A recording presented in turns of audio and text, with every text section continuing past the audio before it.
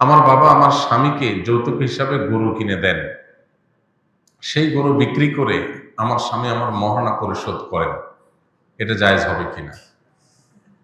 এটা তো বড় ধরনের চিটারি দেখা যাচ্ছে। শ্বশুরের কাছ থেকে যৌতুক নিয়ে ওইটা দিয়ে যদি স্ত্রীর মহান পরিশোধ করা হয়, তাহলে এটা তো কই তেল দিয়ে কই ভাজার মতো হয়ে গেল। হ্যাঁ, এখানে মোহর যেটা ধার্য করা হয়েছে, সেই ধার্যকৃত মোহর যদি পরিশোধ করেন স্ত্রীকে, মোহর পরিশোধ হয়ে যাবে। কিন্তু স্বামী শ্বশুরের কাছ থেকে যে যৌতুক নিয়েছেন, গরু নেক, টাকা নেক, পয়সা নেই, সেটা তো হারাম।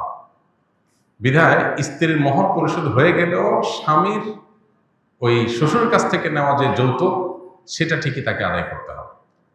সেটা যদি ফেরত না দেয়, সেটা যদি আদায় না করে, তাহলে সেক্ষেত্রে এই যে চাঁদাবাজি করলো, আমরা চাঁদাবাজি নিয়ে অনেক কথা বলি, সবচেয়ে বড়